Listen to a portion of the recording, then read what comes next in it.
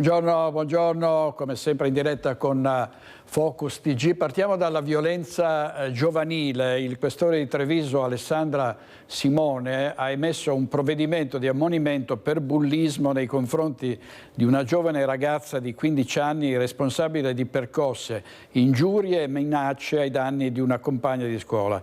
I fatti in particolare si protraggono da ottobre dello scorso anno con continue vessazioni e minacce a scuola. Anche al di fuori delle mura scolastiche, in un'occasione la vittima aveva subito insulti e spintoni fino ad essere colpita da schiaffi al volto, mentre altri minori riprendevano la scena con il cellulare pubblicandola sui social. L'ultimo episodio a fine aprile, quando la minore, mentre era a scuola, aveva ricevuto addirittura minacce di morte. La giovane vittima ha avuto la forza di raccontare quanto accaduto e la Polizia di Stato si è immediatamente attivata per l'emissione del provvedimento di ammonimento. Sono previsti anche provvedimenti più pesanti come l'espulsione dalla scuola per quello che è un vero e proprio reato. L'omicidio di via Castelmenardo, ancora siamo in presenza di un episodio gravissimo, in questo caso di violenza giovanile. Dopo 8 mesi da quella terribile sera di sangue, la squadra mobile ha identificato l'autore del colpo mortale che ha provocato la morte del 20enne Francesco Favaretto. A dargli questo colpo di grazia è stata una 17enne. Un delitto brutale, un'aggressione violenta che ha visto coinvolti 10 ragazzini scagliarsi contro la vittima, Francesco Favaretto, 22 anni. Ora si stanno definendo i ruoli dei responsabili, si sta facendo luce su un fatto di sangue che ha sconvolto la comunità. Sarebbe stata una 17enne italiana di seconda generazione a sferrare il colpo mortale al giovane, ferendolo con una bottiglia di prosecco, e secondo la ricostruzione degli inquirenti sarebbe accaduto in una fase successiva, dopo il primo pestaggio e dopo che i ragazzi avevano rubato il cellulare e lo zaino della vittima. Quest'ultima si era rialzata ed è in quel momento che si è scatenato la seconda gravissima aggressione. La 17enne, che è fra i 5 ragazzini fermati nelle ore scorse, lo ha colpito con una bottiglia che si è infranta sul collo del 22enne, provocandogli una grave ferita con shock emorragico, mentre un altro ragazzo maggiorenne lo ha raggiunto con diversi fendenti al fianco. Gli elementi oggi cristallizzati nella nuova ordinanza di custodia cautelare, dove il giudice stesso, quello che aveva inizialmente anche applicato la misura custodiale carceraria al mio assistito, esplicita che il colpo al collo non è appunto del ragazzo da me assistito, è un ulteriore elemento importante. L'avvocato Crea difende il 15enne arrestato poco dopo il delitto ed è l'unico minore finito in carcere. Avevamo già ipotizzato un collocamento in comunità, ritengo che i tempi siano maturi per chiedere una misura diversa, che è quella della permanenza domiciliare, cioè degli arresti domiciliari per i minori. Questa volta cambia tutto, spiega l'avvocato Mauro Serpico, che difende uno dei maggiorenni che si trova a Santabona. Secondo noi emergeva già molto chiaramente dalla visione del filmato questa realtà che escludeva sostanzialmente una partecipazione all'azione omicidaria da parte del giovane Ozuna, che sarebbe stato interessato solo da una iniziale aggressione finalizzata in tesi accusatoria ad una rapina, ma sicuramente non vedeva coinvolto invece Ozuna nella seconda fase dell'azione criminosa, che ha determinato, è l'unica che ha determinato il decesso del signor Favaretto. Chiederò nei prossimi giorni, termina Serpico, la sostituzione della misura cautelare con gli arresti domiciliari. Nel video le immagini terribili di questa aggressione a scopo di rapina. Volevano rubargli il panetto di hashish che aveva Favaretto, ma lui si è opposto. Poi la situazione è degenerata in un attimo, terminata nel sangue. Tutti i ragazzi coinvolti devono rispondere di omicidio e concorso in omicidio. Per 3 è scattata anche la rapina aggravata. Favaretto è morto dopo 11 giorni di agonia all'ospedale Caffoncello di Treviso. Servizio di Daniela Sizia, e chi ha sbagliato deve pagare in modo pesante, dice il sindaco di Treviso Mario Conte, che ringrazia gli inquirenti. I responsabili sono stati individuati. Ringrazio le forze dell'ordine e le istituzioni rispetto a un episodio che avremmo certamente preferito evitare, perché piangiamo la morte di un ragazzo. Oggi però c'è stata un'ulteriore risposta da parte delle istituzioni, cioè i responsabili sono stati individuati, o meglio altri 5 responsabili sono stati individuati e affidati a una comunità. Ricordo che altri 3 sono in stato di arresto. È una magra consolazione, però devo dire che laddove succede qualcosa nella nostra città c'è una risposta pronta da parte delle istituzioni, ed è giusto, chiudendo questo mio ragionamento, che chi sbaglia paga, e deve pagare anche in modo pesante quelle che sono le responsabilità, anche perché di mezzo c'è la vita di un ragazzo ventenne. Mario Conte, sindaco di Treviso e presidente dell'Anci Veneto. Adesso andiamo in diretta a Fossalta di Piave da Filippo Fois per un appello di una donna che era stata investita da un folle in automobile, è rimasta incastrata tra le lamiere, ricoverata in ospedale, ha lanciato un appello per dire: aiutatemi a cercare il responsabile di quell'incidente. In diretta Filippo Fois con Sandro Ponchio.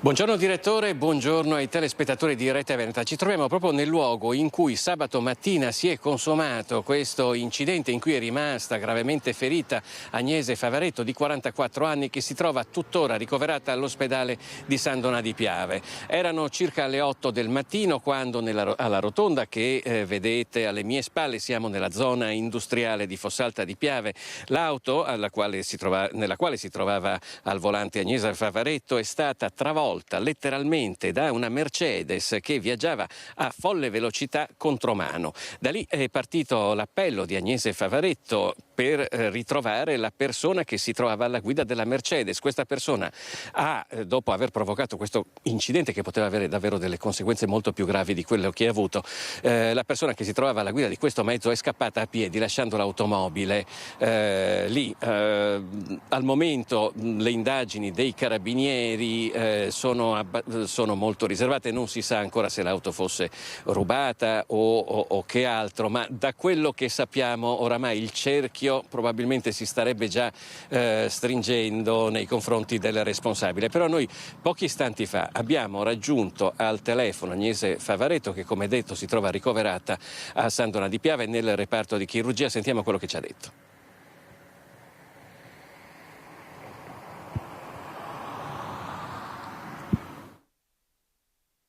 Agnese, come sta? Sopravvivo alla giornata. Che feriti ha riportato? Allora, 5 costole rotte e ora ho attualmente un drenaggio pneumotoracico da domenica pomeriggio. Che cosa le è successo? Com'è stato l'incidente?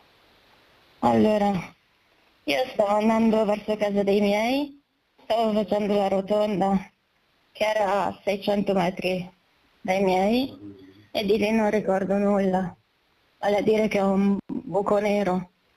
Io so che cosa è successo da quello che ho saputo poi, vale a dire che una Mercedes bianca, una classe B, si è schiantata sul mio fianco della mia 147 seconda serie a folle velocità, più di 100 all'ora.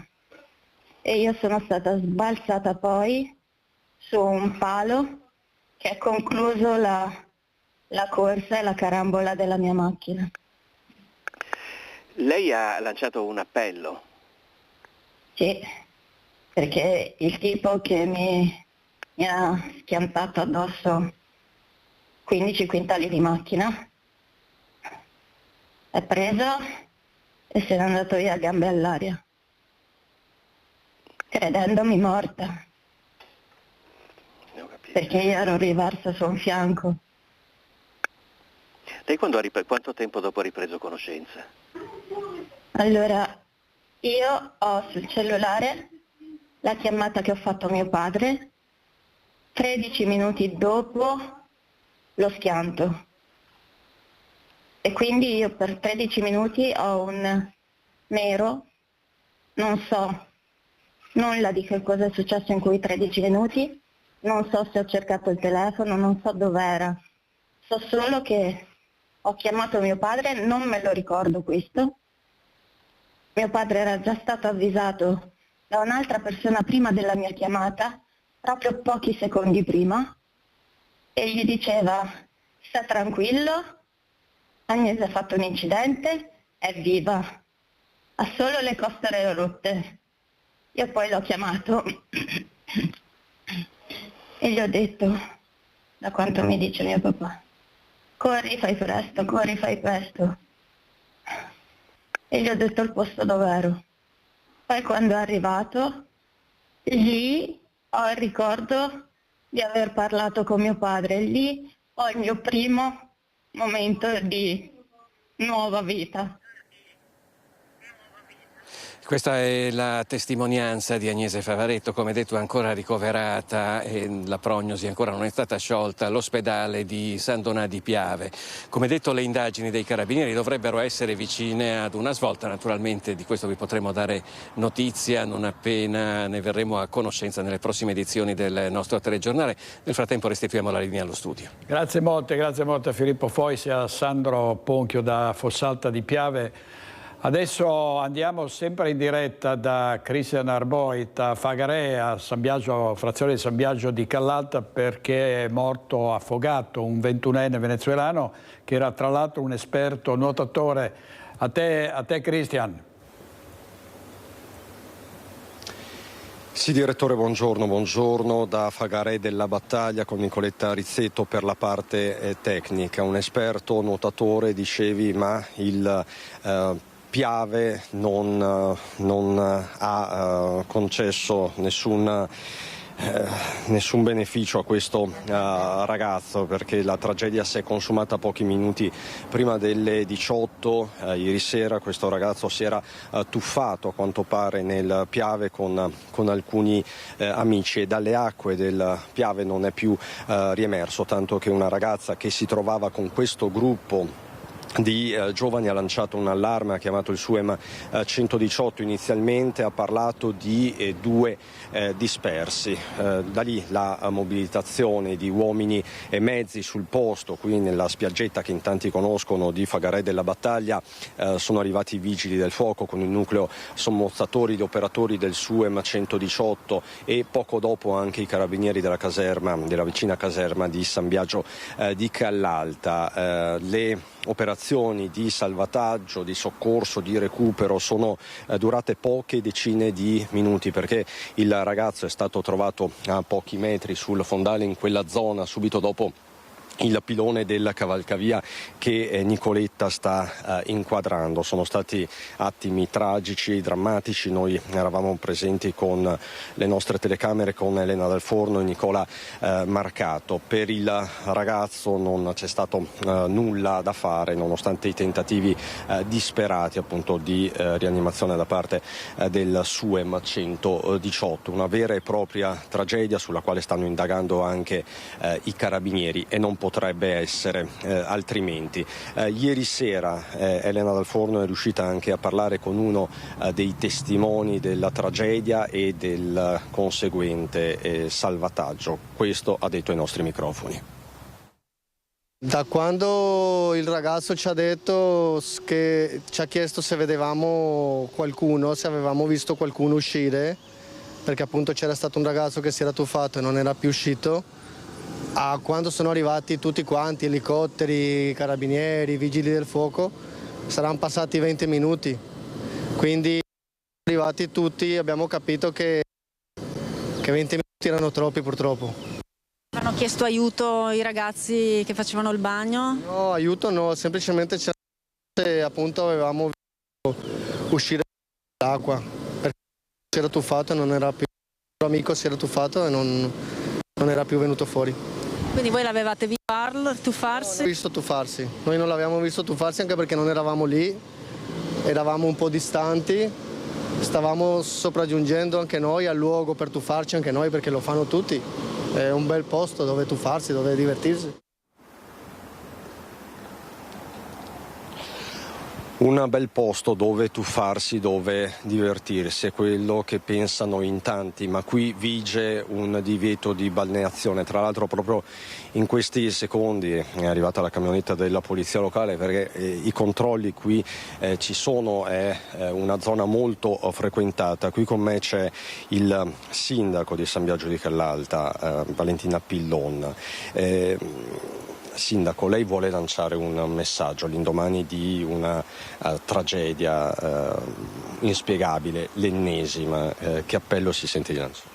Mi permetta, direttore, prima di esprimere cordoglio e vicinanza alle famiglie della vittima, ringraziare tutte le forze dell'ordine e i soccorritori intervenuti. In questo momento ne approfitto ancora una volta per lanciare un appello chiaro. I fiumi non sono balneabili. Il fiume Piave è un fiume pericoloso, c'è una corrente molto forte, le insidie sono dietro l'angolo, si pensa di conoscerlo, però ci sono dei turbini importanti e delle correnti che appunto ci portano in un secondo ad affondare proprio senza avere nessun modo di recuperare. Le zone balneabili sono facilmente individuabili, possiamo andare al mare dove c'è anche il salvataggio, ma in queste zone qui la balneazione, lo ripeto ancora una volta, è assolutamente vietata. Un appello a tutti i cittadini, ma in particolare alle fasce più giovani, che magari alle volte pensano che i pericoli non vi siano, ma invece vi sono, e dobbiamo assolutamente mantenere alta l'attenzione. Ecco, tra l'altro alle nostre spalle una signora stava entrando in acqua, poi purtroppo è un fenomeno, è inutile girarci attorno. In tanti, lo abbiamo sentito da quel giovane poco fa, scelgono di tuffarsi, di immergersi nel Piave, sottovalutandone i rischi. Sì, purtroppo proprio sottovalutandoli, perché cercheremo ancora di più di mettere in atto delle campagne di sensibilizzazione proprio per far capire. Al mare con i pontili anche lì c'è un ennesimo problema. Qui, ripeto ancora una volta, non essendoci neanche nessuna parte che possa soccorrere eventuali bagnanti, è assolutamente vietato, ma è un divieto che vige in tutti i fiumi del Veneto, a maggior ragione proprio qui nel fiume Piave. Grazie Valentina Pillon, sindaco di San Biagio di Callalta. Avviciniamo per un attimo il consigliere comunale Rino Lisetto. Lisetto, siamo in diretta su Rete Veneta. Sì. Ecco, lei conosce molto bene questa zona, un po' la memoria storica di San Biagio di Callalta. Sì. È una zona nota quella, purtroppo tristemente nota. Tristemente nota perché appunto l'acqua lì fa il cosiddetto torco. Cos'è il torcolo? È un giro dell'acqua che, se uno non sa, quando si butta viene travolto.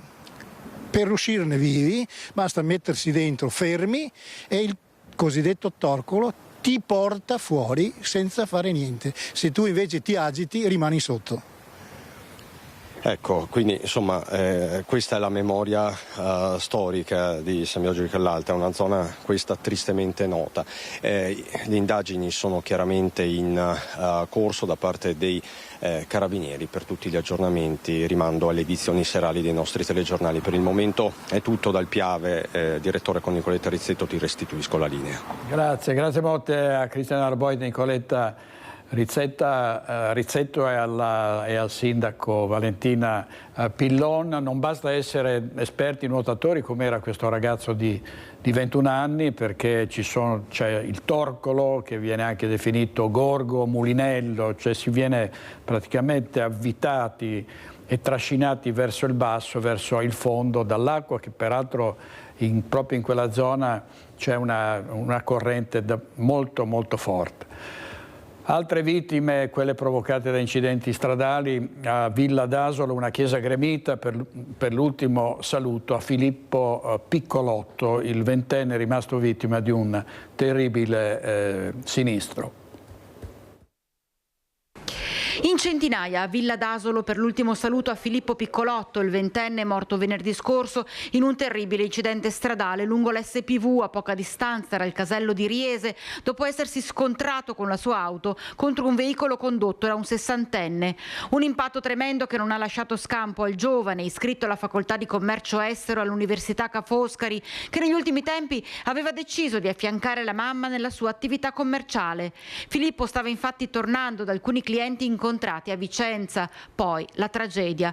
Una giovane vita vissuta a pieno, un ragazzo che è stato capace di farsi voler bene da tante persone e regalare tanto bene al prossimo, sino all'ultimo grande gesto di dono. Questo progetto che continua nel donarsi a Dio e ai fratelli, che sono nel bisogno, nella malattia, e che Savina e Ivan e i familiari hanno voluto continuare acconsentendo alla donazione dei tessuti degli organi di Filippo. Filippo ha cercato il progetto di Dio anche nel tempo libero, nello sport, creando legami di rispetto e di amicizia. Un'amicizia che si è vista nei tanti giovani presenti per ricordarlo, vicini a mamma Savina, papà Ivan, la sorella Martina e il fratello Marco. E in questo momento vi invito tutti a mettervi in ascolto di Filippo. La parola di Dio l'abbiamo ascoltata. Ora è Filippo che ci parla. È Filippo che ci sta salutando con un sorriso e ci dice a tutti, a ognuno di noi, al papà, alla mamma, alla sorella, al fratello, ai nonni, ci dice arrivederci in cielo. Servizio di Vanessa Banzatto della nostra redazione di Bassano del Grappa. Andiamo a Padova perché è stato arrestato dalla polizia un cittadino marocchino che era stato denunciato dalla figlia per maltrattamenti e violenze. Questa diciottenne ha avuto il coraggio di denunciare il padre e veniva maltrattata e anche picchiata, persino spiata con un cannocchiale perché viveva all'occidentale, cioè viveva in maniera normalissima. Vediamo. Ha compiuto da poco 18 anni ed ha trovato la forza di andare in questura e chiedere aiuto. È nata a Padova e qui va a scuola la giovane di origine marocchina, malmenata e minacciata dal padre e dalla madre, entrambi marocchini, perché lei voleva vivere con la libertà di tutti i suoi amici. Da sempre la ragazza era stata costretta a uscire di casa solo sotto controllo dei genitori e solo per andare a scuola. Non poteva vedere gli amici, solo la famiglia. Alla giovanissima veniva anche imposto il modo di vestire tradizionale e se lei tentava di ribellarsi erano insulti e botte. Il 5 giugno la giovanissima ha detto basta, si è presentata alla polizia e ha raccontato la sua storia denunciando entrambi i genitori per maltrattamenti. Informata la procura, la diciottenne è stata collocata in una struttura protetta. Il padre però non ha mai smesso di cercarla fino a quando non l'ha trovata per strada con due amici. Sceso dall'auto, l'uomo, un cinquantenne, ha malmenato i due amici e preso con la forza la figlia che è stata caricata in macchina. Sono stati due ragazzi a chiamare il 113. Dopo una veloce ricerca, la giovanissima è stata rintracciata nella casa di famiglia. Qui per il padre è scattato l'arresto in flagranza con l'accusa di maltrattamenti. Il GIP ha convalidato il suo arresto e disposto il divieto di avvicinamento alla figlia con l'ausilio del braccialetto elettronico. Nell'auto del cinquantenne gli agenti hanno sequestrato alcuni coltelli e un piccolo cannocchiale che serviva per controllare gli spostamenti della ragazza.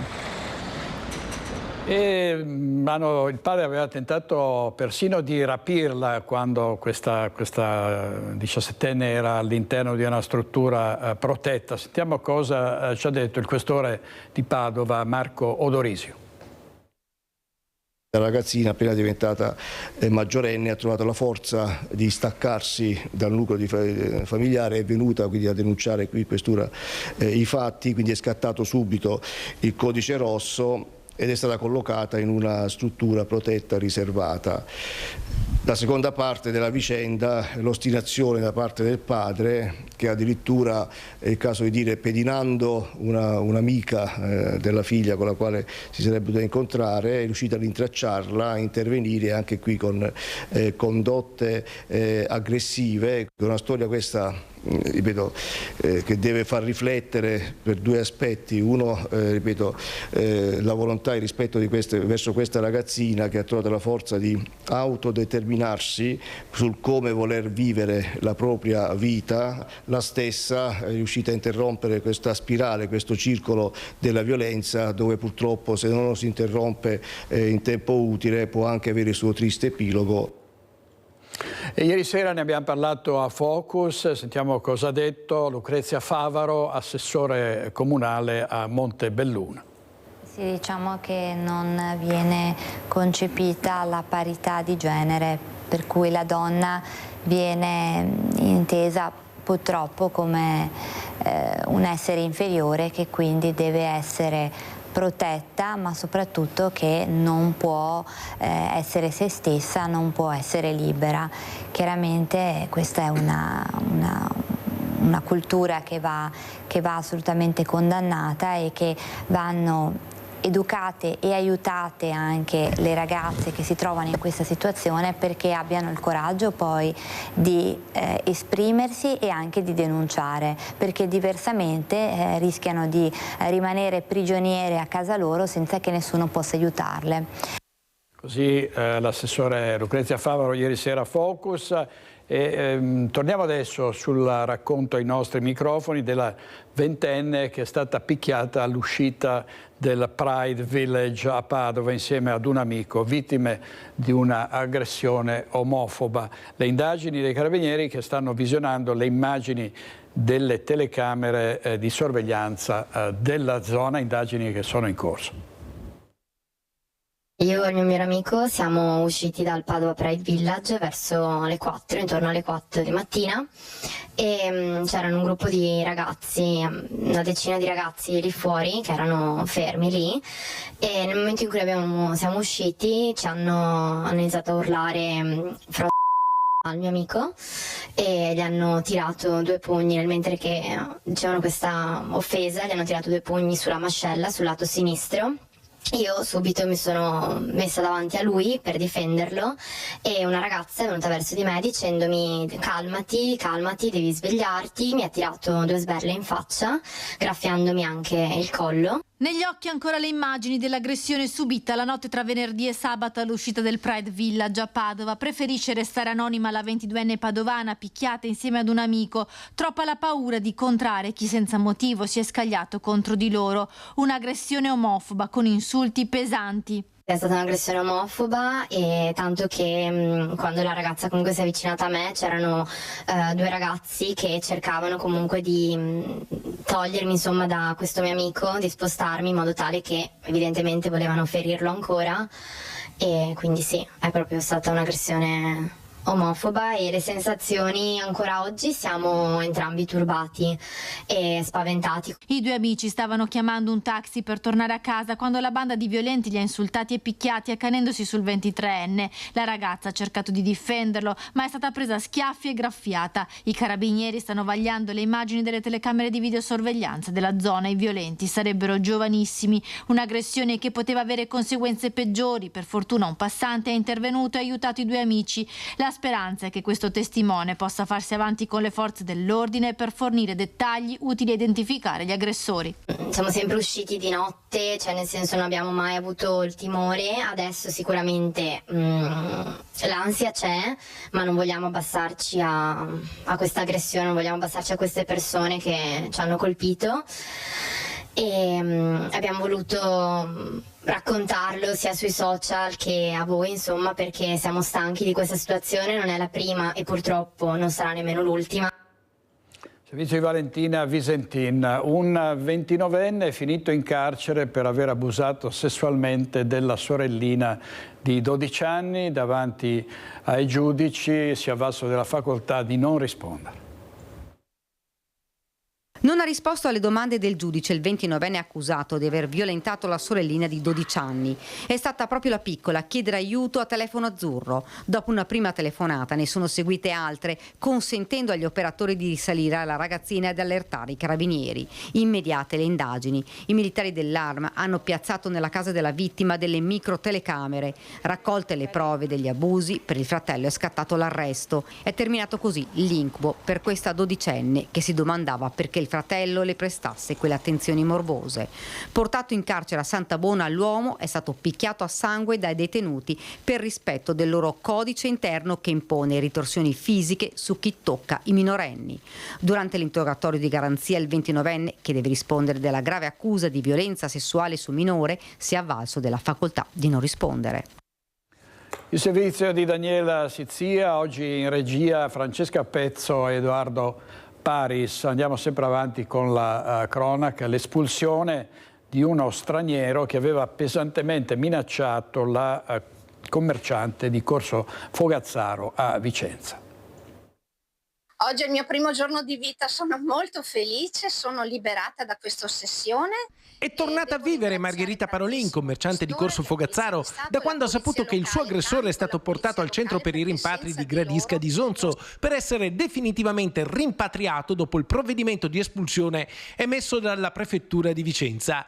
Una liberazione per la negoziante che ormai da 18 giorni era precipitata in un incubo. Aveva paura dopo essere stata aggredita dal senza tetto magrebino che aveva distrutto l'allestimento esterno della sua bottega, costringendola a barricarsi dentro il suo negozio. Subito rintracciato per l'immigrato era scattato il Daspo Willy con il divieto di accesso e stazionamento nelle immediate vicinanze di tutti gli esercizi pubblici e i locali che si trovano in centro storico, ma come ci aveva raccontato, vederlo passare continuamente tutti i giorni per la commerciante era angosciante. Sta passando a debita distanza e non nascondo che in ogni caso mi provoca un po' di agitazione. Passava a debita distanza, ma passava e questo le creava uno stato di ansia. È quello che ci raccontava Margherita Parolin a poche ore di distanza dall'aggressione subita. Oggi però con l'espulsione per lei è una liberazione. Ieri mattina alle 9:30 il mio orario di apertura, lui passava qui davanti, è arrivata la Polizia di Stato.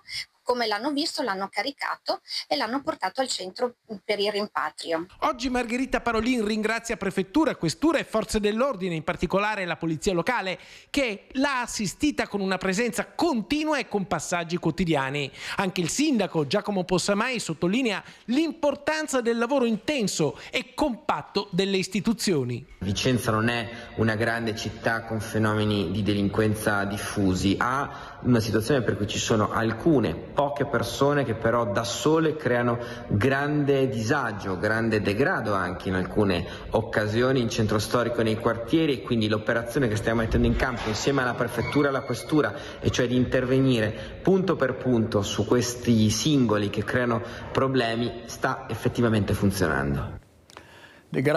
Forte degrado anche a Mestre con droga e bivacchi. I residenti di via Felisati, in preda alla esasperazione, si sono organizzati installando un possente cancello davanti ad un condominio. Vediamo.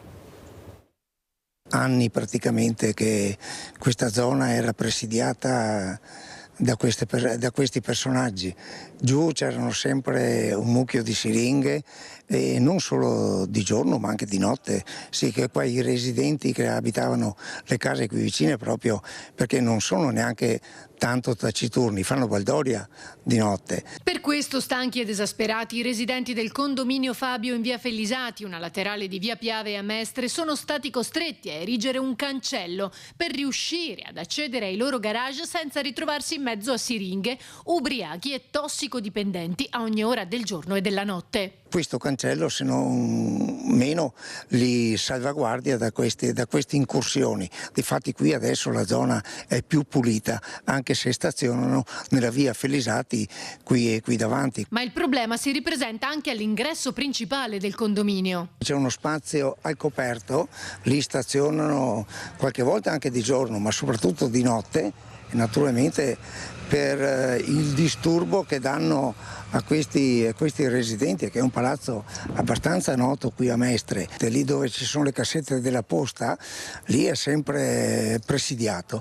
Per terra ci si trova di tutto, al mattino c'è sempre di tutto e di più. Poi un'altra cosa, il cancello, diciamo, che abbiamo visto adesso in via Salettuol, qui a Mestre in via Fiume, a 50 metri lo stesso da via Piave, c'è un altro scivolo di garage sotterranei ai quali hanno messo un cancellone anche loro davanti, non una struttura così alta, ma l'hanno proprio chiuso definitivamente. C'è chi addirittura posiziona lastre di ferro dentellate per impedire i bivacchi. Ognuno cerca di fare qualcosa, penso che sia l'unica soluzione per il momento, momentanea, perché la gente non stazioni dentro questi luoghi.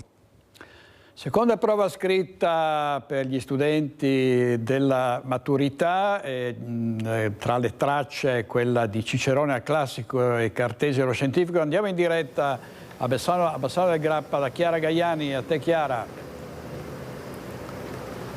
Direttore, buongiorno ai telespettatori, ci troviamo ospiti del Liceo Brocchi, ringraziamo il vicepresidente Riccardo Poletto che è con noi, ma direi che partiamo proprio, direttore, da Giulia che ha appena finito la prova del Liceo delle Scienze Umane, la seconda prova. Intanto magari se ci spiega velocemente in cosa consisteva, perché non tutti i telespettatori lo conoscono, se la versione di latino al classico è più facile da capire, quella insomma i problemi di matematica allo scientifico, ma lei in che cosa si è cimentata? Allora, la prima parte consisteva nello sviluppo di una specie di tema, testo, nella quale appunto bisognava sviluppare tematiche antropologiche e sociologiche, e invece la seconda parte riguardava rispondere a 2 quesiti su 4, quindi si poteva scegliere tra i quesiti, e sì, questa era la prova. Com'è andata? Come l'ha trovata? Io spero bene, cioè nel senso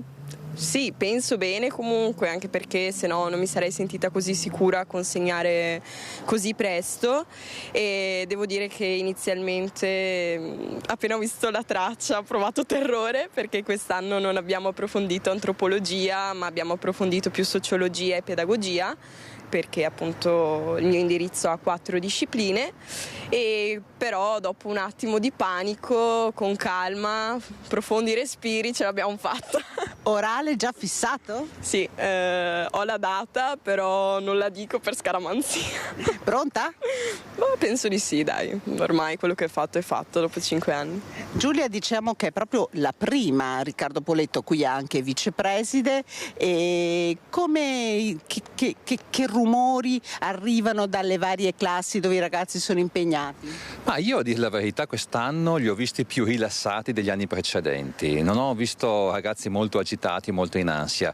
Hanno preso la prova stampata, non l'ho letta attentamente, da quelli del classico, delle scienze umane, dell'economico-sociale o degli altri indirizzi, e si sono messi a lavorare. Vedo che qualcuno sta già uscendo, diciamo, abbastanza presto, perché hanno 6 ore potenzialmente di tempo per svolgere la seconda prova, e qualcuno già dopo 4 ore o anche meno sta uscendo, e questo è segno che le tracce probabilmente hanno centrato la preparazione degli studenti. Poi ovviamente i conti si fanno alla fine, però finora direi bene come approccio, e mi pare di capire anche bene come preparazione. Ecco, tra l'altro insomma sono oltre 400 gli studenti solo in questa scuola. Da un punto di vista organizzativo chiediamo, sta andando tutto bene? Il caldo insomma dai, forse li ha anche un po' risparmiati. Sì, riusciamo a tenere le finestre aperte, a ventilare bene le aule, sembra una banalità ma è molto importante, perché stare molte ore seduti e a lavorare intensamente, se non c'è un po' di fresco si fa molta fatica. Sì, noi abbiamo 9 commissioni alla fine e 18 sottocommissioni, per cui tanti studenti ma anche tanti commissari, tanti presidenti, tanti commissari esterni, quindi è una macchina che si mette in moto per tempo e che va oliata adeguatamente, perché altrimenti basta un piccolo intoppo e si rischia di perdere tempo o di creare quell'agitazione, quell'imprevisto che non mette nelle condizioni di lavorare bene. C'è stata qualche assenza, ovviamente per i soliti piccoli infortuni o malattie, ma prontamente abbiamo sostituito, per cui i ragazzi non si sono accorti di alcun tipo di problematica. Ecco, se mi permetti, direttore, un'ultima domanda a Giulia. Dopo questo step hai già le idee chiare? Penso di sì, però i conti li faremo a settembre, perché dove vorrei andare l'unica graduatoria esce a settembre, quindi penso che magari farò la preimmatricolazione in più università e poi vediamo. Ecco, davvero ragazzi anche con le idee molto chiare, anche quelli che ho incontrato ieri. Direttore, direi che ringrazio Renzo Rigone per la collaborazione tecnica. Da Bassano la linea può tornare allo studio. Grazie a Chiara Gagliani e a Renzo Rigone, e al vicepresidente Riccardo Poletto, che è spesso ospite di Focus e che tra l'altro è stato sindaco di Bassano del Grappa ed è tra i papabili alla presidenza della Regione del Veneto per il centro-sinistra. Tornando agli esami, restando sugli esami di maturità, ieri a Treviso 7.500 studenti, tra le tracce uscite quella molto così ricorrente è stata sui temi in italiano quella sulla parola rispetto, insomma è stata la più gettonata. Pasolini, ma anche Tomasi di Lampedusa, il giudice Paolo Borsellino, i social, ma soprattutto tra le tracce più apprezzate, specie al liceo artistico, il testo di Riccardo Maccioni, rispetto è la parola dell'anno. Sono iniziati gli esami di maturità per oltre 524.000 studenti in tutta Italia, 7.500 solo nel Trevigiano. Alle 9 il via alla prima prova, il tema di italiano, comune a tutti gli istituti. 7 le tracce preparate dal Ministero, divise tra tipologie, 2 analisi del testo, 3 testi argomentativi e 2 temi di attualità. Giovani preparati e anche con le idee ben chiare sul loro futuro. Rispetto verso le donne e anche rispetto per l'ambiente, e quindi lì mi sono collegata anche sui femminicidi e anche ho parlato di Laudato Si di Papa Francesco. Farò lingue a Padova, quindi continuo un po' perché comunque mi piacciono le lingue e poi vorrei insegnare probabilmente, sì. Un collegamento tra social e rispetto che Christian ha declinato in modo molto personale. Ho parlato comunque del rispetto soprattutto nei social, che adesso diciamo che è un po' trascurato, e quindi i social sono un po' l'emblema della società non rispettosa verso il prossimo, quindi ho preferito optare per la traccia B per poi comunque spostarmi su una cosa, cioè come i social, che non mi reputo un esperto, però diciamo che ne so forse qualcosa. Li usi, li abusi? Ma li uso sicuramente, abuso spero di no. Temi che hanno spiazzato qualcuno che si aspettava altre tracce. Mi aspettavo l'intelligenza artificiale, come credo tutti, però non l'abbiamo trovata, ma dai, credo di aver fatto un tema decente. Mi sono concentrata molto poi nel mio tema sugli effetti della mancanza del rispetto che possiamo trovare nei confronti delle minoranze, delle donne specialmente, ma anche delle istituzioni, ma anche in realtà dell'ambiente in generale. Infatti il rispetto è veramente qualcosa di centrale ed è fondamentale. Giovani però che portano anche la loro esperienza personale nella stesura dei temi. Personalmente posso percepire l'indifferenza che c'è oggi in società, quindi ho letto l'articolo, mi sembrava interessante quello che diceva l'autore, ossia che il rispetto è fondamentale per costruire relazioni forti, sane e in cui le persone si stimano a vicenda. Infine, in pochissimi hanno scelto il testo di Telmo Pievani, in cui si riflette sull'impatto umano lasciato sul pianeta nonostante la sua brevissima presenza sulla Terra, un quarto d'ora geologico per l'appunto. Mi interessa capire, mi interessa l'ambiente in sé, come lo stiamo trasformando, che impatto stiamo avendo e anche quanto non riusciremo mai a mettere a posto tutto quello che abbiamo trasformato e distrutto anche. E ora spazio agli iscritti, divisi per ogni indirizzo scolastico in attesa degli orali, ultimo tassello prima di volare nel mondo adulto. Ieri, sempre per il tema italiano, molti hanno scelto Pierpaolo Pasolini, il giudice Paolo Borsellino, Tomasi di Lampedusa, e insomma c'erano tante tracce interessanti, anche quella dei social. Sentiamo le emozioni dei maturandi vicentini. Io ho fatto una tipologia B, quindi un testo argomentativo che parlava di rispetto, del fatto che il rispetto è stata scelta come parola dell'anno nel 2024 dalla Treccani, però sì, erano molto fattibili come prove, in realtà non era, me lo aspettavo più difficile. Ho scelto la C2 che parlava appunto dei social media e come funzionavano. Concetto di rispetto e mondo dei social con focus sul tema dell'indignazione. Tra le tracce più gettonate dagli studenti vicentini, la carica degli oltre 7.000. Si sono ritrovati sui banchi per affrontare la prima prova scritta, quella di italiano, articolata su 7 tracce. Io pensavo uscisse sì comunque qualcosa con i social media o l'intelligenza artificiale, per cui sì, ero più o meno preparato. Le altre tracce anch'io mi aspettavo molto Montale, intelligenza artificiale, social, insomma quei temi attuali.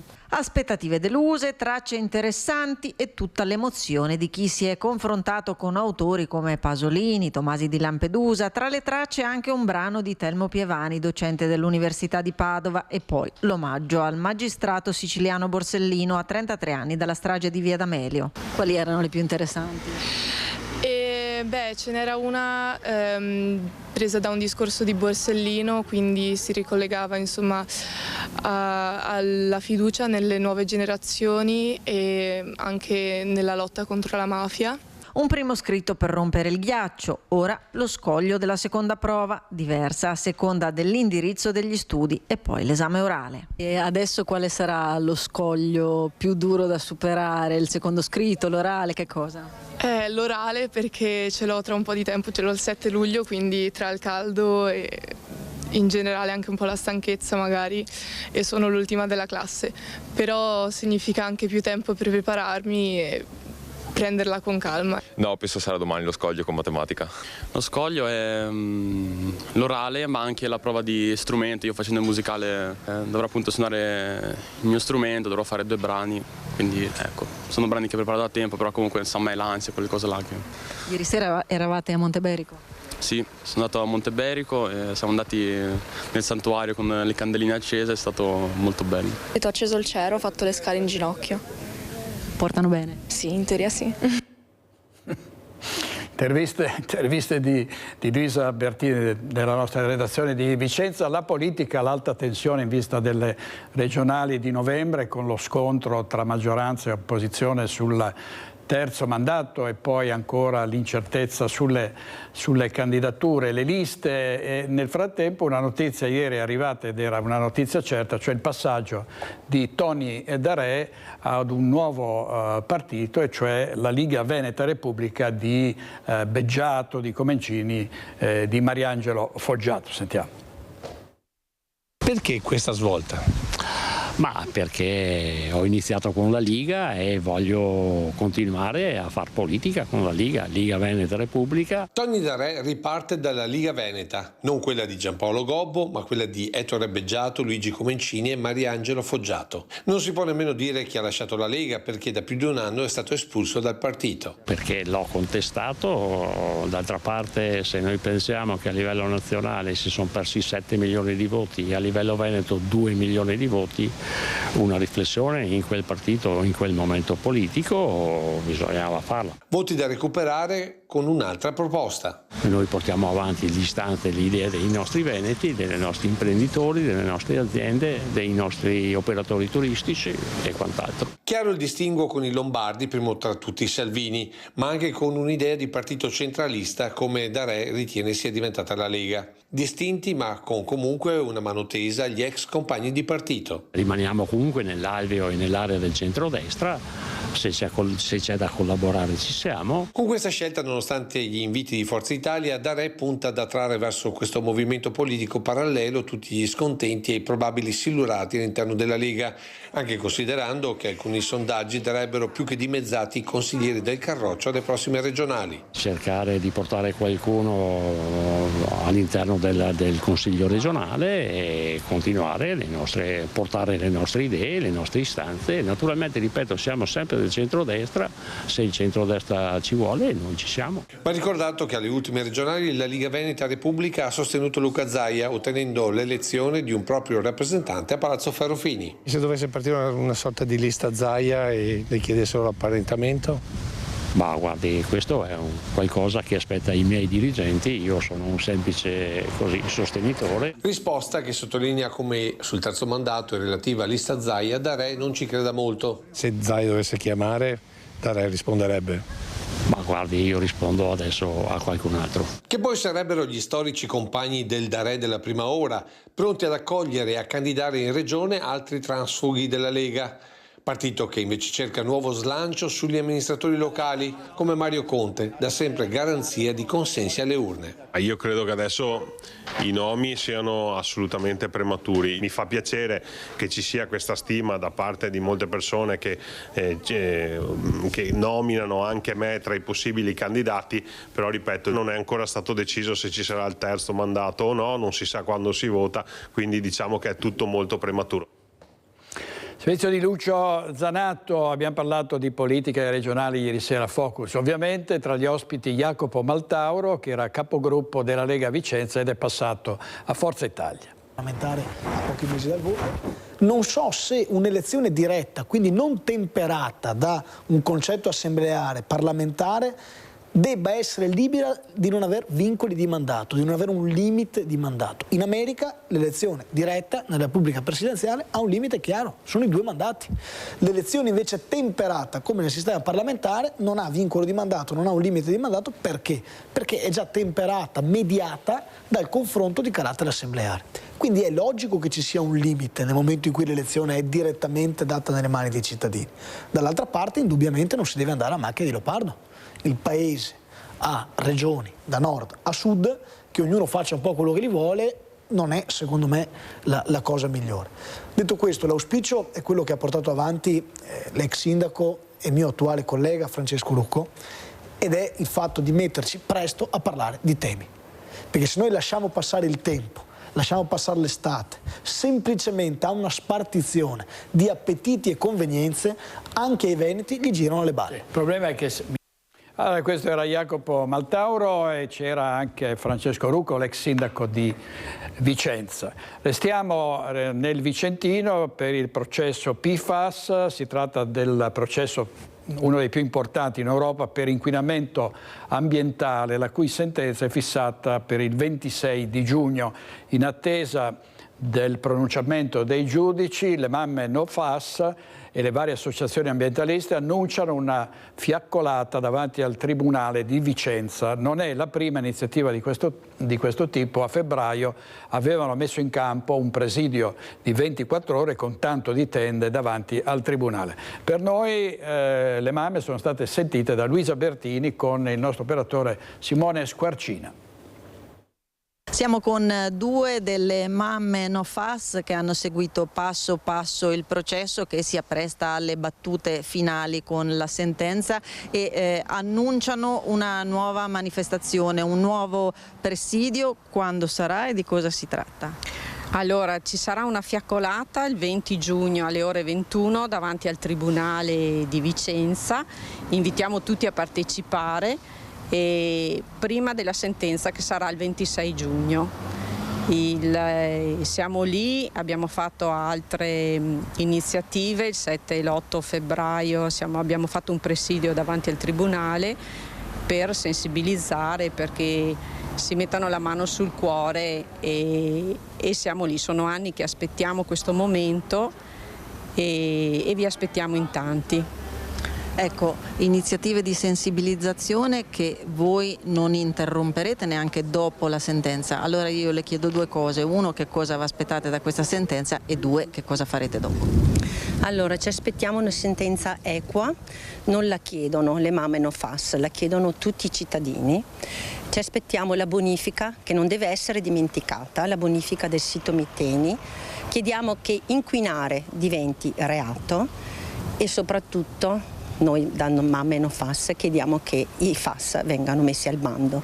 È stata inviata da parte di tutte le mamme una lettera ai sindaci delle regioni Veneto, Lombardia, Piemonte e Toscana, proprio dove viene chiesto questo, e lo aspettiamo veramente con il cuore.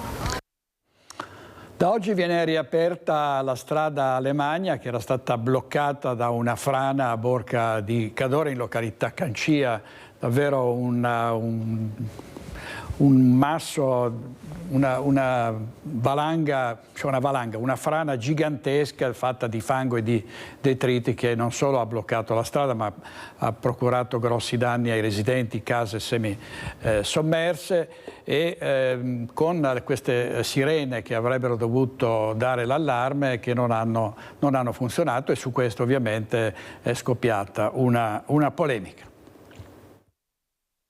Importante che siamo salvati tutti quanti, nessuno feriti, danni, niente, recupera comunque, forza, con la forza. La quantità dei detriti da smaltire a Cancia è enorme, per fortuna non ci sono state vittime, però anche se sommessamente, senza alzare la voce, da parte di molti ci sono perplessità sui perché dei tempi ritardati dell'allarme. Sì, ho sentito anche questo, ma insomma questo penso che sia alla fine un dettaglio e forse c'è una versione che dice che forse è andata meglio così, perché se magari fosse scattato e la gente si fosse mossa magari per strada avrebbe potuto rischiare di più. È un tema che dovremmo cercare di approfondire e valutare anche nelle modalità e nelle tempistiche. Le polemiche sugli allarmi che non sono scattati, cosa ne pensa? Gli allarmi non sono scattati perché non è previsto che scattino automaticamente. Ci abbiamo provato ad automatizzare l'impianto. L'anno scorso, che non c'è stato nulla, avrebbe dato 6 falsi allarmi.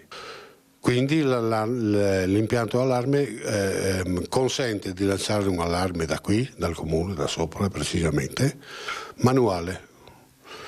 Quindi il sindaco va su, schiccia il bottone e partono le sirene e i semafori, come è stato fatto questa volta del resto.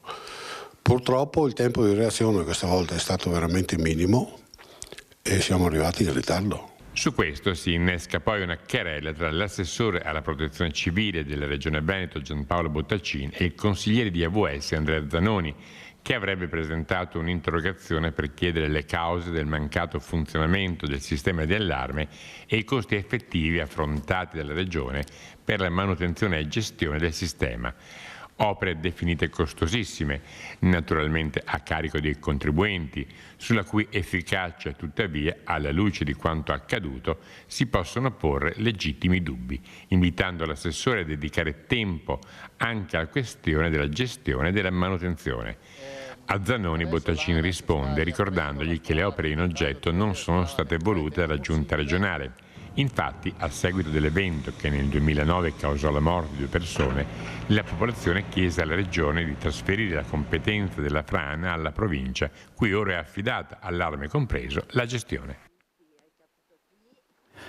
Allora Fabio, questo era il servizio di Fabio Fioravanzi e ieri tra un missile e l'altro il presidente Trump ha trovato anche il tempo di incontrare i giocatori della Juventus nella stanza ovale. Peraltro alcuni hanno notato che non si è nemmeno alzato in piedi per stringere loro la mano, è rimasto seduto sulla sua poltrona e lo stesso presidente Trump ha fatto capire di avere già pronto un piano d'attacco per l'Iran, ma non ha ancora spiegato quando intende sferrare questo attacco a una base militare dove starebbero costruendo, secondo la Casa Bianca, delle armi nucleari. E con questi venti di guerra si ripercuotono su Vicenza. Un presidio di associazioni pacifiste davanti alla prefettura chiede trasparenza sul piano della gestione dei rischi. Vediamo. Venti di guerra sempre più minacciosi nel Medio Oriente, con Israele che continua gli attacchi contro l'Iran e Teheran che risponde con ondate di missili ipersonici.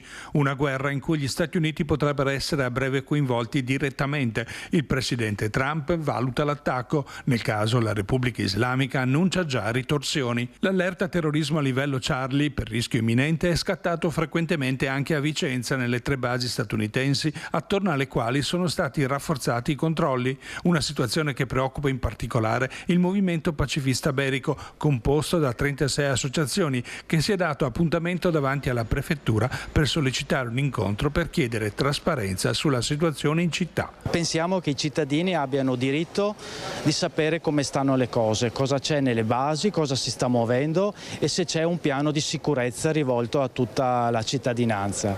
È chiaro che al prefetto noi non chiediamo risposte, ma chiediamo di trasmettere immediatamente, in tempi urgenti, questa necessità al governo e alle autorità che sono preposte alla sicurezza dei cittadini. È l'UNESCO che lo chiede a gran voce e noi come cittadini siamo qua per sostenere questa iniziativa.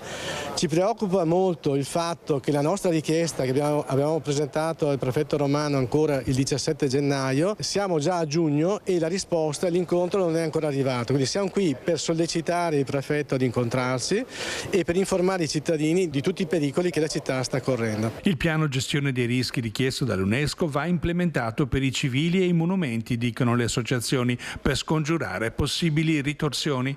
A preoccupare la movimentazione sempre più frequente tra le basi di convogli militari che trasportano esplosivi, ma non solo. Io abito lungo la Riviera Berica, molto vicino, 2 chilometri da base Fontega e a 7 chilometri dalla base Pluto di Longare. Molto spesso passano convogli come questo, che era un convoglio veramente impressionante, perché erano non meno di 10 di questi camion enormi americani carichi di questi container con il segnale di trasporto di armi pericolosi. All'interno delle caserme militari di Vicenza sono partite iniziative antiterrorismo organizzate con informazioni sui social, con esperti eccetera. Allora è una cosa ragionevole quella che viene fatta all'interno delle caserme militari americane. Quello che non è ragionevole dal nostro punto di vista è che queste cose non vengano fatte per noi cittadini italiani. E con Francesca Pezzo ed Edoardo Paris in regia andiamo in pubblicità, torniamo subito.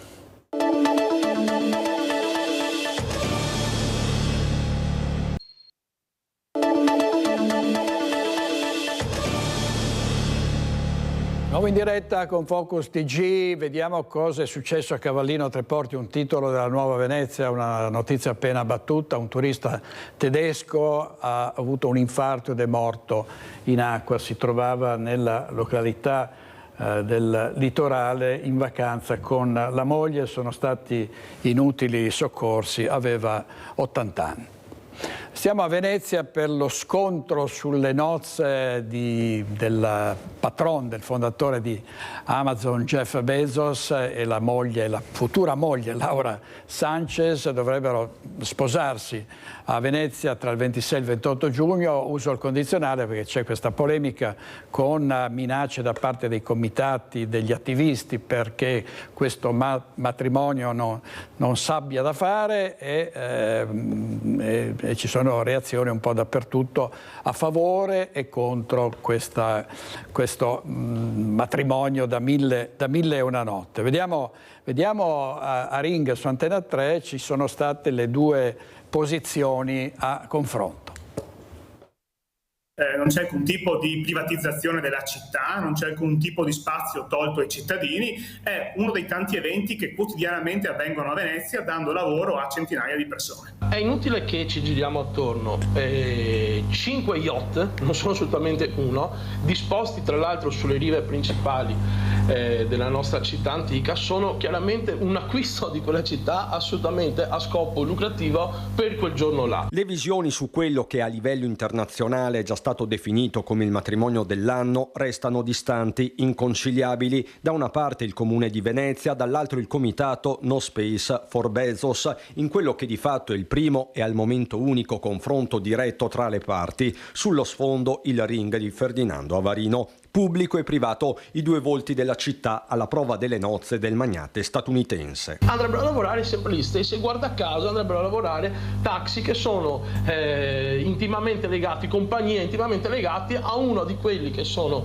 di fatto stati interpellati in quella questione giudiziaria detta palude vicina al sindaco Brugnaro, per cui è proprio dichiarato il senso di espropriare questa città dai cittadini e dedicarla direttamente agli amici. Però è un evento. Forse l'amico Usardi 10 anni fa, quando George Clooney si è sposato a Venezia, a Cafarsetti peraltro in comune, forse era impegnato a protestare contro il Mose, ma non ho visto questo strappare vesti eccetera, e non c'era Brugnaro 11 anni fa con George Clooney. Clooney, Morata e la Pellegrini non si sono assolutamente comprati 3/4 della città, pur essendo un matrimonio privato. Ma guarda, in realtà Clooney ha fatto molto di più quella volta. È che non sei tu che devi decidere chi si può sposare a Venezia. Questa arroganza dei centri sociali che vorrebbe parlare a nome della città, e sono 150 persone, è veramente intollerabile. Bezos quindi l'emblema di una città che si svende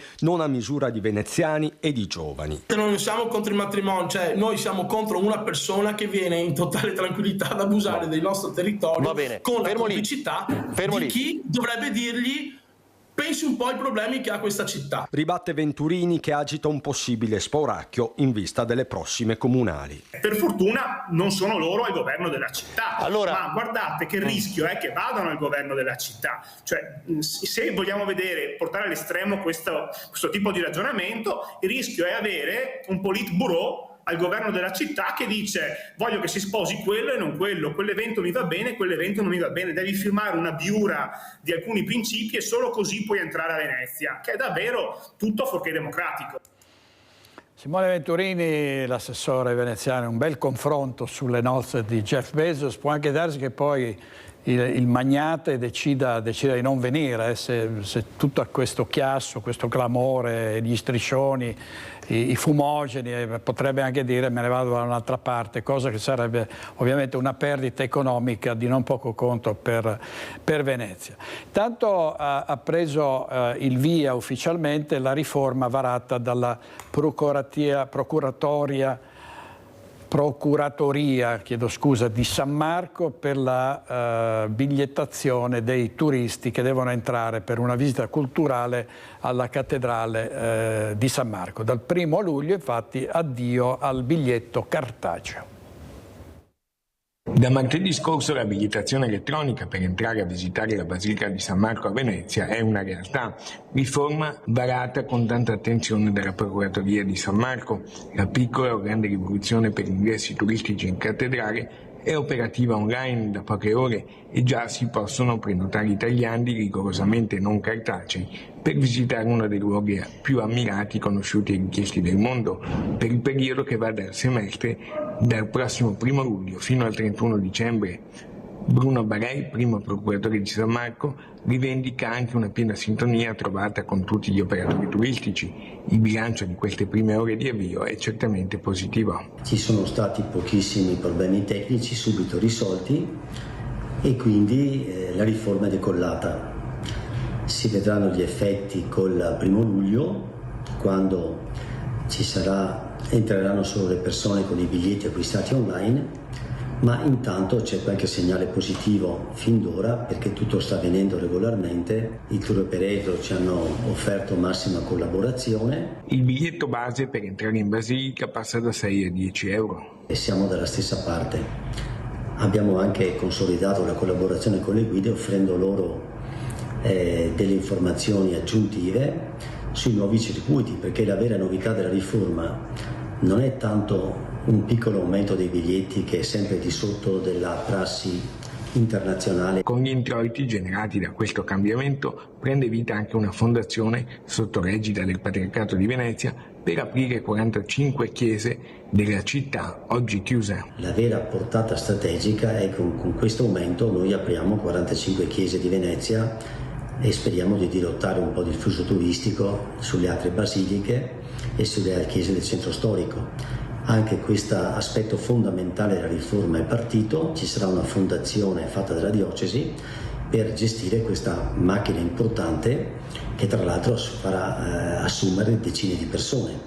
Quindi sono molto contento di come stanno andando le cose, della collaborazione trovata e ancora una volta penso che l'alleanza fra i soggetti operatori pubblici e privati può generare cose buone per tutta la città. Adesso andiamo in diretta a Treviso da Christian Arboit perché al Santa Bona un detenuto è riuscito non solo a realizzare un album di canzoni ma anche a farlo diffondere all'esterno del carcere ed è polemica. Andiamo da Christian Arboit con Nicoletta Rizzetto. A te Christian. Sì, buongiorno direttore. È una vicenda molto complessa e che sta suscitando una vera e propria ondata di indignazione a livello nazionale. Parliamo del killer reo confesso all'epoca dei fatti 17enne di Michelle Causo, quella ragazza che venne ammazzata nel giugno del 2023 a Roma e poi ritrovata, il suo corpo fu ritrovato all'interno, pensate, di un carrello della spesa. I testimoni parlarono di una scena davvero barbara, che non vorrei nemmeno riportare, insomma, di un killer reo confesso condannato a 20 anni di reclusione, una pena a record per un killer che appunto all'epoca della commissione del reato aveva 17 anni, come ne aveva la povera Michelle Causo, appunto vittima di questo efferato femminicidio che sconvolse l'Italia intera. Ebbene, questo soggetto si trova recluso in questo momento all'interno del carcere minorile di Santa Bona, dell'istituto penitenziario minorile, che dovrebbe essere chiuso nei prossimi mesi e poi appunto trasferito a Rovigo. Nelle scorse ore è stato diffuso un video, una canzone, una serie di canzoni parrebbe di questo tenore: scusa mamma, sono chiuso in bagno e fumo una condanna, e ancora, quando piange al colloquio ti do un bacio, questo dolore non c'è rimedio. Quindi una canzone rivolta, a quanto pare dedicata alla mamma, nessuna parola però rivolta a Michelle o alla sua famiglia che tramite il legale di Brigida presenterà un esposto. Una vicenda delicata, sta verificando il tutto anche il Dipartimento della Giustizia minorile per tutta una serie di ragioni. Primo, perché non può essere diffuso del materiale che viene fatto e realizzato in carcere, e secondo, in carcere non possono essere utilizzati dei social. Formalmente, a quanto pare, questi post che sono stati pubblicati sui social, su Instagram in particolare, sarebbero attribuibili ad un amico del 17enne in carcere, ex detenuto a sua volta, ma questo non giustificherebbe il tutto, proprio perché in carcere dovrebbe esserci un divieto assoluto. Insomma, una vicenda complessa con il Dipartimento della Giustizia che sta facendo tutte le verifiche del caso. La polemica è anche politica. Qui con noi Cristian Schiavone, capogruppo della Lega in Consiglio Comunale a Treviso. Schiavone, è una vicenda che pone tanti interrogativi, tutti molto seri. Ma innanzitutto non so neanche cosa dire, perché è tutto assurdo. Tanto il mio primo pensiero va alla madre della vittima, perché in tutto questo stiamo parlando di un omicida che sta scontando la sua pena. Ma io mi metto nei panni anche della madre della vittima, che si trova parole, testi di chi ha ammazzato la figlia a girare per il web. Poi trovo inaudito come chi sta scontando una pena possa utilizzare mezzi comunicativi, un cellulare, internet. Io penso che chi sbaglia debba pagare, sta pagando, 20 anni possono essere tanti o pochi, ognuno ha la propria valutazione. Però mi trovo anche nella condizione di dire ma con che leggi viviamo, perché se dal carcere partono messaggi, allora tutti sono titolati a far partire canzoni, cioè diamo risalto poi a chi ha commesso un reato vergognoso, cioè non l'hai detto poco fa Cristian, non si cita neanche quello che ha fatto, proprio perché era efferato, tragico, e noi diamo spazio, o il web o compagni di questo detenuto danno spazio a chi chiede scusa alla madre, e chi chiede scusa alla madre della vittima.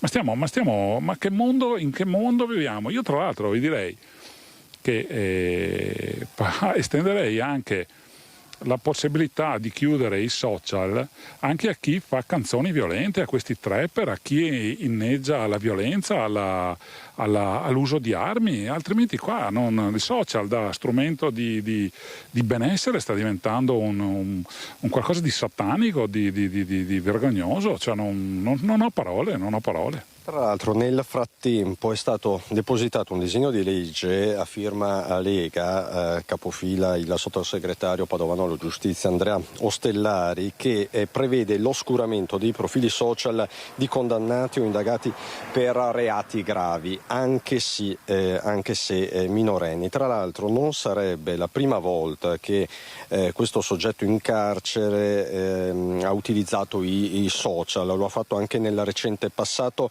La famiglia della vittima lo avrebbe denunciato, segnalato, la dovevo fare a pezzi così non l'avrebbero trovata, uno dei messaggi contestati, appunto non si sa chi sia l'autore di queste frasi. La famiglia qualche mese fa sospettava si trattasse proprio della cingalese in carcere. Insomma, è una vicenda sulla quale a questo punto occorre fare giustizia. Sto appunto cercando altri tasselli da aggiungere a questo mosaico, che è un mosaico davvero dell'orrore. Resta il fatto appunto che c'è un esposto della famiglia e una verifica in corso da parte del Dipartimento della Giustizia Minorile. Per il momento da Santabona è tutto, grazie Cristian Schiavone, direttore, ti restituisco la linea. Grazie molte, grazie. Andiamo a Bassano del Grappa per l'ultimo abbraccio ad un alpino conosciutissimo, che è stato vicepresidente della sezione Monte Grappa e direttore del Museo degli Alpini.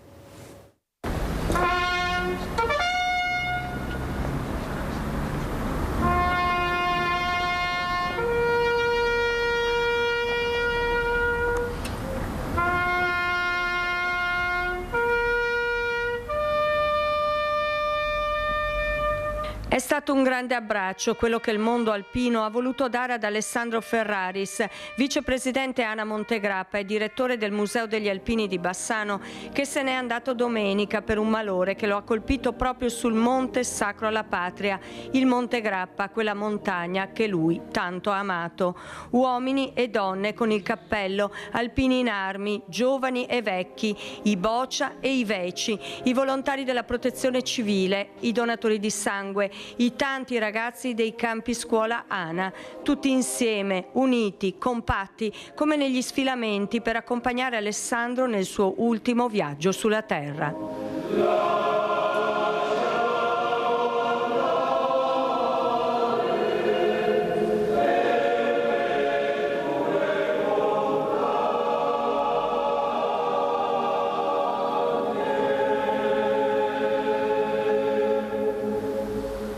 Gli alpini sono arrivati da molte parti d'Italia, sfilano i labari delle sezioni alpine assieme ai gagliardetti di tantissimi gruppi di penne nere. Il labaro della sezione Monte Grappa è listato a lutto, c'è grande commozione, le lacrime rigano il volto di tanti alpini, il saluto militare davanti alla bara coperta di fiori bianchi e rose rosse, l'abbraccio alla moglie Piera e alla figlia Carlotta. Un unico, grande, collettivo, intenso abbraccio, e questo è il senso che lui lascia a tutti quanti noi, perché lui aveva la stessa attenzione per il vecchio alpino, ma anche per i giovani, che fossero alpini fatti oppure i ragazzi che vengono con il nostro campo scuola. Per lui erano tutti uguali, allo stesso livello, e con tutti si trasmetteva in modo straordinario, intenso, senza spendersi. Aveva un livello di empatia straordinario che quasi quasi anche gli invidiavo, e però lui sapeva trasmettere alpinità a qualsiasi livello, a tutto tondo, e lo si vede oggi nella giornata più tragica, più triste, però possiamo dirlo, è stata un'apoteosi di emozioni e di sentimenti. Tante le autorità presenti alla cerimonia, molti sindaci del territorio bassanese e trevigiano. Alessandro Ferraris era una persona amata e apprezzata che ha lasciato un'impronta indelebile non solo nella comunità alpina. Alessandro era uno che sapeva attirare la propria capacità di attenzione, ma sapeva essere con gli altri. Ecco, questo è credo un grande segno, e la presenza di tantissimi alpini sono venuti un po' da tutta Italia, lo sta a dimostrare. Andiamo in diretta a Feltre adesso da Fabio Fioravanti, che vedo in compagnia del commissario della ULSS 1 Dolomiti, Giuseppe Dalben. A te Fabio. Grazie per la linea, con noi Giuseppe Dalben, che ricordiamo sempre ha due ruoli. Siamo qui a Feltre perché è commissario straordinario dell'ULSS 1 Belluno Dolomiti, ma ricordiamo anche il suo ruolo nella clinica universitaria di Padova. Oggi abbiamo parlato a Belluno di un problema che purtroppo è uno dei problemi che cresceranno nel tempo, perché aumentano gli anziani e aumenta il fenomeno della demenza, che ci spiegava, vorrei che dicesse anche i numeri delle persone che ne soffrono. Poi è una malattia che si cerca anche un po' di curare, non di accettarla e basta, ma diciamo quanti sono in Veneto poi anche a Belluno. Ma in Veneto sono stimati soggetti affetti da demenza nelle sue forme più ampie, perché ricordiamo che ci sono vari tipi di demenza, 65.000 persone, 3.000 sono i bellunesi e quindi sono numeri importanti, quindi abbiamo un problema sia dal punto di vista quantitativo ma soprattutto dal punto di vista qualitativo, cioè sono persone, quelle affette da demenza, che portano in sé un carico assistenziale molto importante nella loro cerchia familiare e anche nella cerchia dei servizi sanitari ad essi dedicati. Ma rivolgendosi agli ambulatori preposti nell'USL, però ci sono anche delle strade per cercare di arginare, di frenare, di contenere questo fenomeno? Ma assolutamente sì, abbiamo il centro appunto per il decadimento cognitivo che inquadra la persona nella sua forma di demenza, poi abbiamo una rete di centri sollievo, abbiamo poi sviluppato soprattutto in quest'ultimo periodo dei centri dove si possa, come dire, dedicati ai familiari, quindi gruppi di mutuo aiuto, quindi tutta una serie di iniziative che se da una parte tendono a, come dire, limitare il più possibile, no, la patologia demenza, dall'altra vogliono assolutamente accompagnare, aiutare chi assiste queste persone nel loro percorso appunto di accompagnamento. Mi è venuto in mente che sentivo una cosa che diceva prima, non vorrei farmi sfuggire, stanno per partire due nuovi numeri utili non per le urgenze, il 116 e il 117, ho capito male? Sì, questo è un tema che si sta sviluppando appunto a livello regionale, sotto la regia appunto della Regione del Veneto. Sarà un numero che è in fase di sperimentazione e pian pianino andrà a regime nelle altre aziende sanitarie del Veneto ed è un numero che serve per le non emergenze, quindi per dare quelle risposte al cittadino che ha necessità di avere informazione, di capire quali sono le strade per raggiungere i servizi a livello in particolare territoriale. Diamo due notizie utili brevemente, qualche consiglio. Qui siamo all'ombra di un bellissimo vialetto alberato, ma altrove fa caldo. Sì, insomma, siamo in estate, è scoppiato il caldo e quindi dobbiamo assolutamente, come dire, mettere in atto quel buon senso che ogni anno ci guida nel, tra virgolette, come dire, proteggerci un po' dal caldo, dalle ondate di calore. Ricordiamo alcune cose molto, molto semplici, insomma, no? Che dettate dal buon senso, quindi evitare di uscire nelle ore più calde, vestirsi in maniera con vestiti chiari, leggeri. C'è il tema della protezione sia all'interno della propria abitazione dal calore naturalmente, sia soprattutto nei luoghi di lavoro. Ricordiamo che ci sono appunto lavoratori, penso ai muratori, penso agli asfaltisti che lavorano in condizioni di calore molto importanti. C'è il tema dell'alimentazione altrettanto importante, sia per quanto riguarda il tipo di alimentazione, che deve essere un'alimentazione assolutamente leggera, sia per quanto riguarda la conservazione dei cibi nei nostri frigoriferi o dove appunto li posizioniamo. E poi c'è il tema appunto del caldo in viaggio. Quindi attenzione a viaggi lunghi, se dobbiamo affrontare viaggi lunghi fare diverse soste, e c'è il tema dell'attività fisica che non va tralasciata ma fatta nelle ore più fresche. E allora grazie mille a Giuseppe Del Ben per i consigli che ci ha dato, per le informazioni che ci ha fornito, grazie direttore, linea allo studio. Grazie a Fabio Fioravanti e al nostro operatore da Feltre. Andiamo in pubblicità, torniamo subito.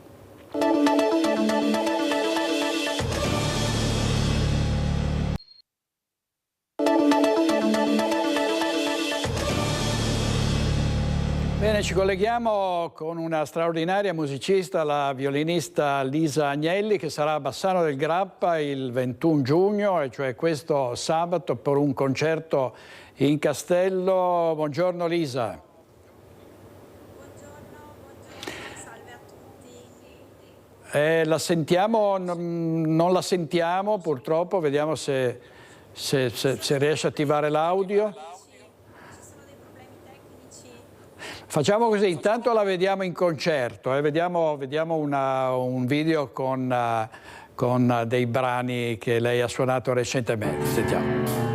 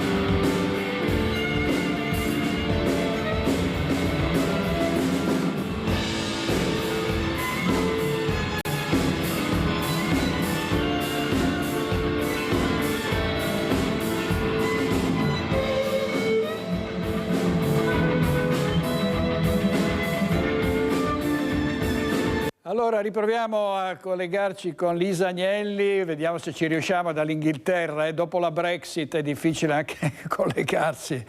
Allora sabato il concerto? Niente, non ci riusciamo Lisa, mi dispiace, almeno la vediamo il 20 di giugno, sabato, sarà Bassano del Grappa. Sentiamo, provi di nuovo a parlare, vediamo se... Purtroppo credo che ci siano dei problemi ecco, tecnici. adesso finalmente la sentiamo. Allora, che concerto farà? Con quali musiche? Sarà un concerto pop rock interamente strumentale, però virtuosistico. Ho preso il virtuosismo che mi ha dato la musica classica e lo rimetto negli arrangiamenti pop rock. Quindi saranno arrangiamenti di alto livello, ci sarà un grande coinvolgimento del pubblico e sarà una bellissima serata musicale. Tra l'altro è anche la festa della musica il 21 giugno e quindi è un valore aggiunto. Senta, mentre sentiamo altra sua musica, ci racconti un po' di lei, dove si è formata, insomma la sua carriera, che percorso ha fatto? Ho fatto il percorso classico, ho fatto ovviamente tutti gli anni di conservatorio e oltre, con master e specializzazioni, anche col primo premio Paganini. E dopodiché ho fatto diversi tour con personaggi famosi, quali Renato Zero, Christian De Sica, ho suonato con i Clean Bandits, Europe, Simon Le Bon, Tony Renis, e quindi continuavo la mia strada classica perché suonavo anche in parallelo nella Sinfonica di Zurigo e facevo anche il mio percorso pop rock. Da qui ho deciso di scegliere, però non potevo scegliere tra le due cose, quindi ho deciso di unire il virtuosismo della musica classica con il pop rock. Ecco Lisa, un'ultima cosa, a che ora a Bassano del Grappa il concerto, a che ora inizia? Inizierà alle 21, è ad entrata libera, quindi vi aspetto veramente numerosi. Bene, grazie, complimenti e buon lavoro. Grazie. Buon lavoro. Grazie mille. Arrivederci. Allora, stasera Focus, intanto grazie a Francesca Pezzo e a Edoardo Paris che riescono a fare miracoli anche con collegamenti che risultano impossibili. Siamo alla fine riusciti a vedere Lisa e a sentire Lisa Agnelli. Stasera Focus agli ospiti Mattia Adani, Paolo Bonafè, Silvia Calligaro, Valentina Dalla Corta, Pietro Dalla Libera, Alberto Gava, Marco Marturano, Emanuele Munari, Ivan Palasgo e Massimo Venturato. Un parterre de roi anche stasera a Focus. Non vi perdete l'appuntamento delle 21:15. Grazie, buona giornata, arrivederci.